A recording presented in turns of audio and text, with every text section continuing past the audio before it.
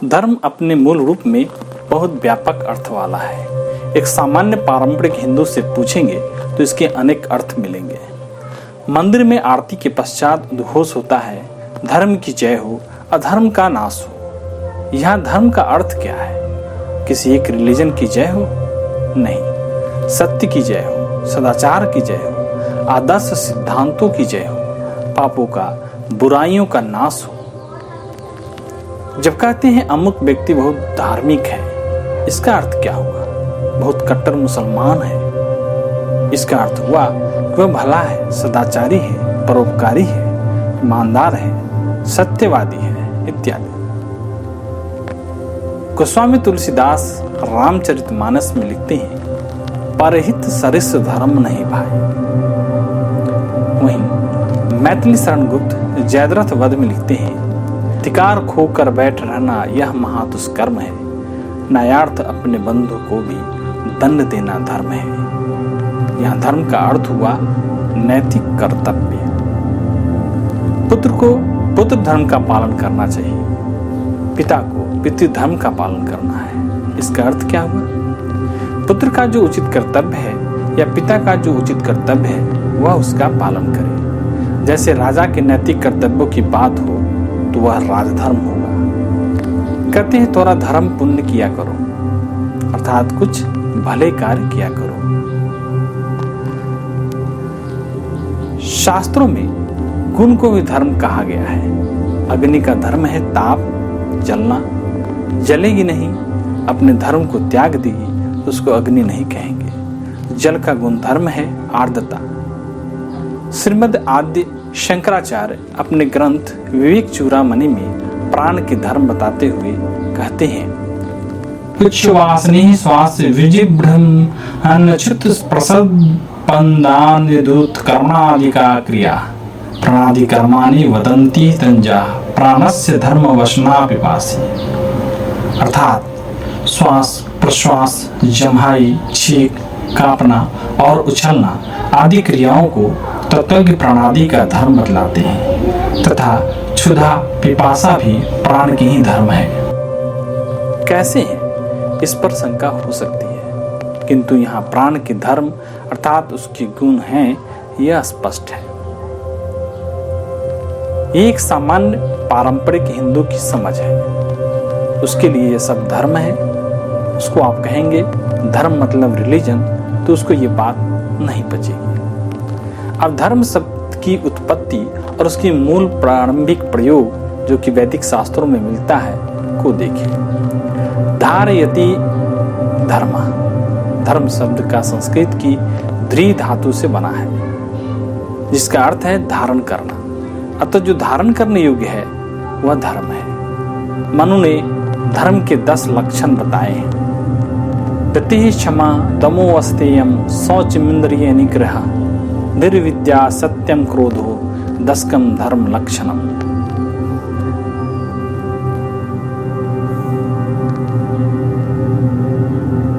अर्थात धृति यानी धैर्य, क्षमा यानी दूसरों के द्वारा किए गए अपराध को माफ करना, क्षमाशील होना, दम अपनी वासनाओं पर नियंत्रण करना, अस्तेय चोरी न करना, शौच अंतरंग और बाह्य शुचिता, इंद्रिय निग्रह इंद्रियों को वश में रखना, धी बुद्धिमत्ता का प्रयोग, विद्या, सत्य और अक्रोध, ये 10 धर्म के लक्षण हैं।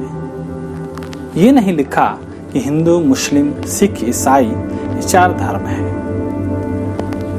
आरंभो न्यायुक्तो यः स धर्म इति स्मृता, अन्यायस्तु अधर्म इति एतत् शिष्टानुशासनम।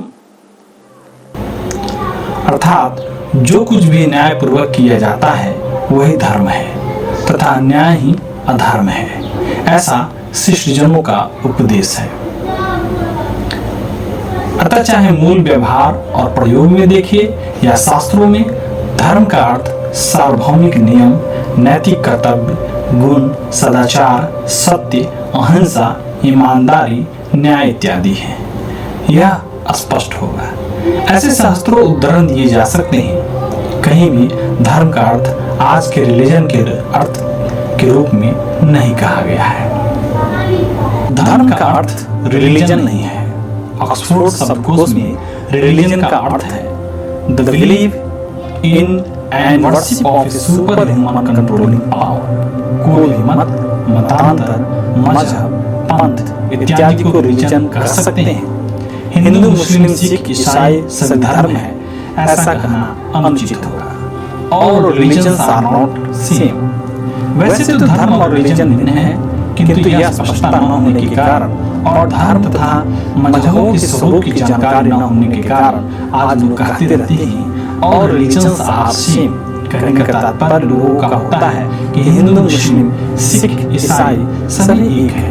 वेद या हिंदू धर्म भी कहता है सभी अलग अलग मार्ग एक ही ईश्वर तक जाते हैं। एक ही ईश्वर को लोग अलग अलग नामों से पुकारते हैं। एकम स्वदीप्रा बहुधा वदन्ति, किंतु हम पूरा श्लोक नहीं पढ़ते, 1/4 ही उद्धृत करते हैं।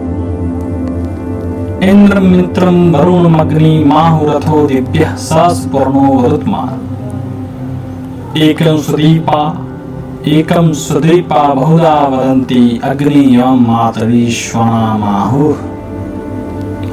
ऋग्वेद प्रथम मंडल 164वां सूक्त 46वीं ऋचा। इसका अर्थ है जिसे लोग इंद्र, मित्र, वरुण, अग्नि कहते हैं वह सत्ता केवल एक ही है। ऋषि लोग उसे भिन्न भिन्न नामों से पुकारते हैं। इस्लाम, ईसाइयत, रिलीजन मजहब हो सकते हैं, धर्म नहीं। इन मजहबों में कोई निश्चित और एकमात्र भगवान, जन्मदाता और किताब है। इन सब के बारे में निश्चित विश्वास होना चाहिए। इन मजहबों में यदि उस मजहब के जन्मदाता को हटा दिया जाए तो उस मजहब का अस्तित्व ही समाप्त हो जाएगा। इस कारण ये अनित्य है, और जो अनित्य है वो धर्म कदापि नहीं हो सकता। किंतु सनातन वैदिक धर्म में आप कृष्ण जी को हटाएं, राम जी को हटाएं तो भी सनातन धर्म पर कोई असर नहीं पड़ेगा, क्योंकि वैदिक धर्म इनके जन्म से पूर्व भी था, इनके समय भी था और आज इनके पश्चात भी है। अर्थात वैदिक धर्म का कर्ता कोई भी देहधारी नहीं, इसलिए यह नित्य है, सनातन है। हिंदू धर्म अब्राहमिक मजहबों यहूदी, ईसाइयत और इस्लाम के समान नहीं है। इनके मौलिक सिद्धांतों में आधारभूत भेद है। ईसाइयत के अनुसार सभी पापी पैदा होते हैं और इस पाप से उद्धार पाने के लिए यह मानना पड़ता है कि यीशु मेरे पापों के लिए मरे। जबकि इसके विपरीत हिंदू धर्म के अनुसार सभी ब्रह्म स्वरूप है, ईश्वर स्वरूप है, आत्मा है, परमात्मा का प्रतिबिंब है। इसमें तो 4 प्रमुख ब्रह्म वाक्य ही है। अहम ब्रह्मास्मि, अयम आत्मा ब्रह्मा, प्रज्ञानाम ब्रह्मा, तत्त्वमसि। इसी तरह हिंदू धर्म सर्वे भवन्तु सुखिनः और वसुधैव कुटुंबकम की बात करता है। हिंदू भवन्तु सुखिनः या मुस्लिम भवन्तु सुखिनः की नहीं। जबकि इस्लाम में अल्लाह के समतुल्य किसी और को मानना पाप है। किसी और का सम्मान, नमन करना अल्लाह की तौहीन है। राम और अल्लाह एक हैं, यह कहना ब्लास्फेमी यानी ईश निंदा है। रसूल, पैगंबर मोहम्मद या कुरान की अवहेलना अपराध है। मूर्ति पूजा अपराध है। हिंदू धर्म में आप साकार, निराकार, सगुण, निर्गुण किसी भी रूप में किसी भी ईश्वर को माने अथवा ईश्वर को माने ही नहीं तो भी आप हिंदू हो सकते हैं। हिंदू धर्म पुनर्जन्म को मानता है, अब्राहमिक मजहब नहीं। हिंदू धर्म की कोई निश्चित उपासना पद्धति, संदेशवाह किताब नहीं जो इसे परिभाषित करे। ऐसे ढेरों मौलिक भेद हैं, इसलिए सबको एक कहना उचित नहीं। मजहब मानने को कहता है, धर्म जानने को कहता है। मजहब में जो है उसी को सत्य मानकर विश्वास करने को कहा जाता है, जबकि धर्म हमें सत्य की अनुभूति, सत्य की खोज करने को कहता है। कोई मजहब सिद्धांतों पर आधारित हो यानी धर्म सम्मत या धार्मिक हो यह अनिवार्य नहीं है, किंतु किसी भी मत को धार्मिक कहलाने के लिए धर्म सम्मत होना आवश्यक है। और यदि कोई विचारधारा, कोई मजहब अपने सिद्धांतों, अपने इतिहास, अपनी प्रकृति में अत्यंत उग्रवादी और हिंसक है, जिसका विस्तार रक्तपात भरा हो, उसका धर्माधर्म परिभाषा के परिप्रेक्ष्य से अधर्म या विधर्म कहेंगे, धर्म कदापि नहीं। इसी वैदिक धर्म को सनातन धर्म अथवा अब हिंदू धर्म भी कहते हैं। माननीय सर्वोच्च न्यायालय ने भी 1995 के निर्णय में इसे जीवन जीने की शैली कहा है।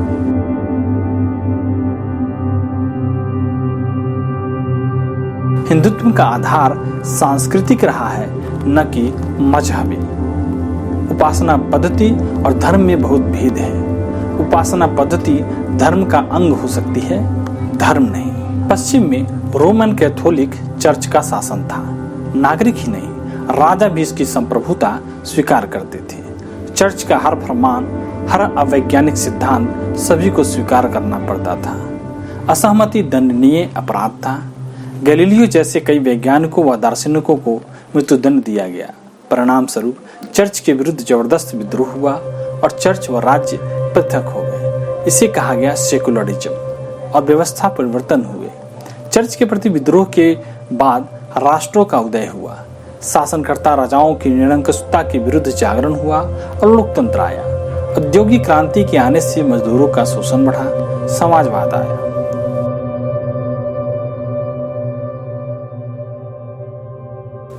अब भारत की बात करें तो यहाँ न ऐसे अवैज्ञानिक और अत्याचारी संगठन चर्च जैसा कुछ था, न ही उनके दुष्परिणाम। इसलिए ऐसा कोई विद्रोह भी नहीं हुआ। सनातन संस्कृति के ही अंतर्गत भारत में विभिन्न विचार, मत, पंथ, संप्रदाय, दर्शन थे, जिनमें परस्पर विरोध या संघर्ष नहीं था। शांतिपूर्ण अस्तित्व था। यहाँ कोई निश्चित उपासना पद्धति नहीं रही। जो थी वे परस्पर विरोधी नहीं थी। यहाँ साकार निराकार, सगुण निर्गुण, आस्तिक नास्तिक में विरोध नहीं था। तो यहाँ सेकुलरिज्म उड़ने की आवश्यकता ही नहीं थी। सनातन संस्कृति तो सदैव से सर्व समावेशी और न्यायिष्ट रही है। यह तो धर्म था, वह धर्म जो शाश्वत होता है, सनातन वैदिक धर्म। किंतु विडंबना यही रही कि हमने अपने राष्ट्र की मूल प्रकृति व गुण धर्म के प्रतिकूल चलते हुए पाश्चात्य व्यवस्थाओं को जस का तस अपने ऊपर लाद लिया। स्वराज्य नहीं रहा, धर्मराज्य नहीं रहा। अब जब हमने धर्म का स्वरूप और अर्थ समझा है तो स्पष्ट हो जाना चाहिए कि धर्मराज्य और थियोक्रेसी एक नहीं है। जहां राजधर्म का पालन हो वहीं धर्मराज्य स्थापित हो सकता है। थियोक्रेटिक स्टेट मतलब वह जहां किसी एक मजहब के गुरु का राज हो और उसके मतावलंबियों के अलावा बाकी सभी को या तो न रहने या दूसरे दर्जे के नागरिक बनकर रहने की व्यवस्था हो। जैसे इस्लामिक राज्यों में मुसलमानों को छोड़कर बाकी सब दूसरे दर्जे के नागरिक हैं।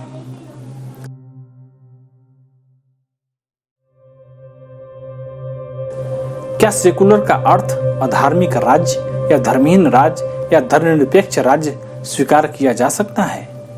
क्योंकि एक स्वस्थ राज्य तो धर्महीन, धर्म विमुख अथवा धर्मनिरपेक्ष हो ही नहीं सकता, क्योंकि राज्य का काम ही है समाज में धर्म की व्यवस्था रहे, लॉ एंड ऑर्डर की व्यवस्था रहे। राज्य का दायित्व ही धर्म व्यवस्था है। अतः धर्मनिरपेक्षता और राज्य तो परस्पर विरोधी हुए। एक आदर्श राज्य तो धर्मराज्य हो सकता है। जिस प्रकार अग्नि ताप निरपेक्ष नहीं रह सकती, उसी प्रकार राज्य धर्मनिरपेक्ष नहीं रह सकता। हमारी संस्कृति हमें धर्म परायण होने की शिक्षा देती है, न कि धर्मनिरपेक्ष। आज सनातन धर्म के मूल से दूर होने के कारण हमें इतनी समस्याओं का सामना करना पड़ रहा है। धर्म के मूल स्वरूप को समझ लिया जाए तो कोई ढोंगी बाबाओं का अंधभक्त नहीं बनेगा। इतना ही नहीं, धर्म परायण बनकर भारत संपूर्ण विश्व को पुनः आलोकित कर सकता है। सत्यम वद धर्मम चर, सत्य बोलो, धर्म का आचरण करो। पंडित दीनदयाल उपाध्याय के अनुसार धर्म रिलीजन या मजहब नहीं होता। धर्म का संबंध केवल मंदिर मस्जिद से नहीं है। उपासना व्यक्ति धर्म का एक अंग हो सकती है, किंतु धर्म तो व्यापक है। मंदिर मस्जिद लोगों में धर्माचरण की शिक्षा का प्रभावी माध्यम भी रहे हैं, किंतु जिस प्रकार विद्यालय विद्या नहीं है, वैसे ही मंदिर भी धर्म से भिन्न है। हो सकता है कोई बालक पाठशाला जाए फिर भी अपढ़ रह जाए, उसी प्रकार प्रतिदिन मस्जिद या मंदिर में जाने वाला व्यक्ति भी धर्महीन हो सकता है। मंदिर मस्जिद में जाना मत मजहब रिलीजन है। रिलीजन को बहुत बार लोगों ने धर्म मान लिया। अंग्रेजी से अनुवाद करने के कारण हमारी जो बहुत सी हानियां हुई हैं, उनमें से एक बहुत बड़ी हानि यह हुई है।